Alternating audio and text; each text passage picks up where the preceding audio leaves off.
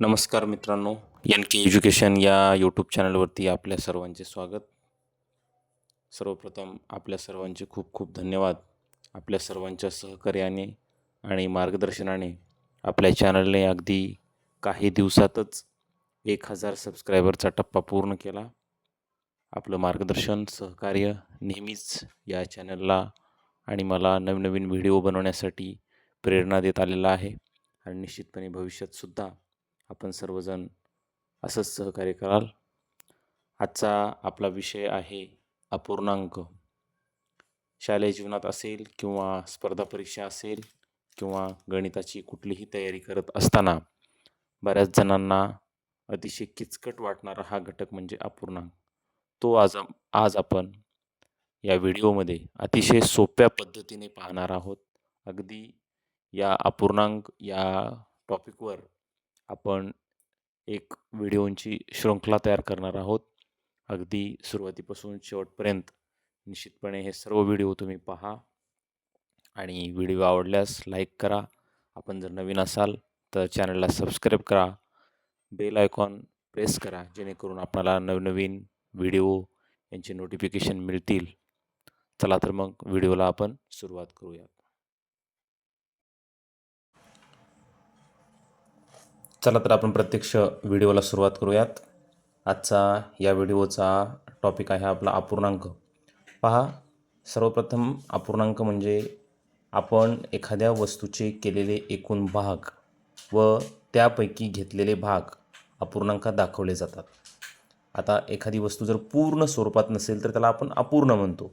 म्हणजे एखाद्या वस्तूचे जर आपण काही भाग केले आणि त्यातले काही भाग घेतले, हे दाखवणाऱ्या या गणितीय उदाहरणांना आपण अपूर्णांक असे समजतो. आता पहा, या ठिकाणी एक वर्तुळ केलेलं आहे आपण आणि या वर्तुळाचे एकूण 4 भाग केलेले आहेत. हा 1 2 3 4 भाग केलेले आहेत आणि या 4 भागापैकी हा एक भाग आपण रंगवलेला आहे. किती भाग केलेत? 4. जेवढे भाग केलेले आहेत तेवढे भाग आपण छेदामध्ये लिहितो. आता हे छेद सांगण्याच्या अगोदर अपूर्णांकाचे जे 2 भाग असतात, इथे एक मधामध्ये एक रेष ओढलेली आहे आणि या रेषेच्या खालच्या संख्येला आपण छेद म्हणतो आणि रेषेच्या वरील भागात जी संख्या असते त्याला आपण अंश म्हणतो. अपूर्णांकाचे असे 2 भाग असतात. पहिला असतो अंश, दुसरा असतो छेद. तर एकूण केलेले भाग हे छेदामध्ये लिहितो आपण आणि त्यापैकी घेतलेले भाग आपण अंशामध्ये लिहितो.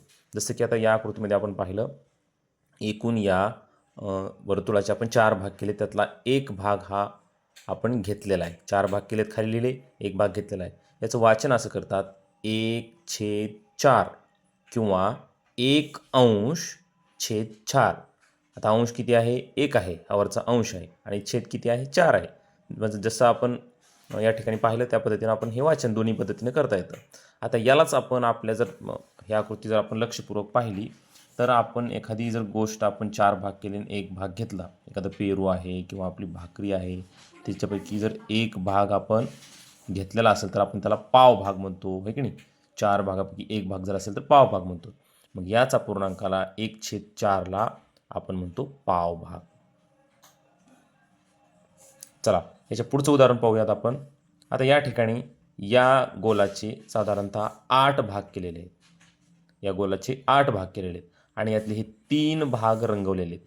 एकूण केलेले जेवढे भाग आहेत ते खाली लिहायचे. जेवढे एकूण केलेले भाग असतात ते छेदामध्ये लिहितो आपण. आता बऱ्याच वेळेस आपण कन्फ्यूज असे होतात मुलं की उरलेले जे भाग आहेत न रंगवता ते खाली लिहितात. तर तसं करायचं नाही आहे.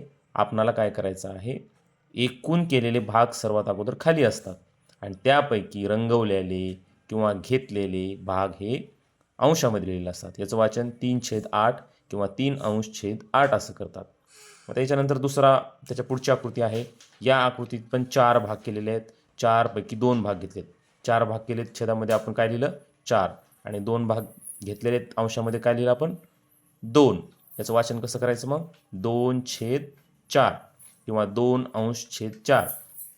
आता बघा, या जर वर्तुळाला आपण लक्षपूर्वक पाहिलं तर एक लक्षात येतं आपल्या की या गोलाचे अर्धा भाग आपण रंगवलेला आहे. मग 2/4लाच आपण अर्धा म्हणतो. किंवा एखाद्या आकृतीचे जर 2 भाग केले आणि त्यातला एक भाग घेतला, याला सुद्धा आपण अर्धा असं म्हणतो. म्हणजे अपूर्णांकामध्ये अर्धा, पाव यासुद्धा संकल्पना आपणाला या ठिकाणी सांगता येतात. आता तिसरी आकृती आहे या ठिकाणी. त्याच समजा वर तसाच गोल आहे, त्या गोलाचे आपण 4 भाग केलेत आणि 4 भागापैकी 3 भाग रंगवलेले आहेत. हे बघा, एकूण भाग किती आहेत? 4. म्हणून छेदामध्ये किती आहे? 4. आणि त्यापैकी 1, 2, 3 3 भाग आपण रंगवलेले आहेत, म्हणजे अंशामध्ये 3. याचं वाचन 3/4 किंवा 3/4 म्हणतात. आणि यालाच पाऊण असं सुद्धा म्हणतो आपण. एखाद्या वस्तूचे 4 भागापैकी 3 भाग जर आपण घेतले तर त्याला आपण पाऊण असं म्हणतो. तर या ठिकाणी या आकृतीला आपण पाऊण म्हणतो, या आकृतीला आपण अर्धा म्हणतो, याला आपण पाव भाग म्हणतो. तर अशा पद्धतीने अपूर्णांक ज्यावेळेस आपण शिकतोय त्यावेळेस छेदामध्ये जो भाग असतो तेवढे भाग केलेले असतात आणि अंशामध्ये जेवढा अंक असतो तेवढे भाग आपण घेतलेले असतात. अगदी सोपी संकल्पना आहे. 1/4, 3/8, 2/4, 3/4. तसंच आपण एखादं जर उदाहरण आपण पाहिलं, समजा 5/7 आहे. 5/7 तर 5/7 असेल तर याचा अर्थ असा होतो की ती एखाद्या वस्तूचे 7 भाग केलेले आहेत आणि त्यापैकी 5 भाग आपण घेतलेले आहेत. म्हणजे 5/7चा अर्थ असा होतो. दुसरं एखादं उदाहरण जर आपण पाहिलं या ठिकाणी 3/8 म्हणजे एखाद्या वस्तूचे 8 भाग केलेले आहेत आणि 3 भाग घेतलेले आहेत. छेदामध्ये जी संख्या असते तेवढे भाग केलेले असतात आणि अंशामध्ये जी संख्या आपण घेतो तेवढे भाग घेतलेले असतात. म्हणून यालाच आपण अपूर्णांक म्हणतो. अशा पद्धतीने अपूर्णांकाचं या ठिकाणी अर्धा, पाव, पाऊण हे सुद्धा ही संकल्पना आपली या ठिकाणी स्पष्ट झाली. याबरोबर त्याचं वाचन कसं करायचं हे सुद्धा पाहिलं आपण. 3/8 किंवा 3/8 अशा पद्धतीने ह्या किंवा दोन्हीपैकी एक ही पद्धत आपण वापरू शकतो कोणतीसुद्धा. त्याबरोबरच आपण या ठिकाणी अंश, छेद याची मांडणी यासुद्धा गोष्टी पाहिल्या. तर अपूर्णांकाची ही अगदी आपला सुरुवातीचा व्हिडिओ आहे. मूलभूत संकल्पना आपण या व्हिडिओमधून या ठिकाणी मांडलेली आहे.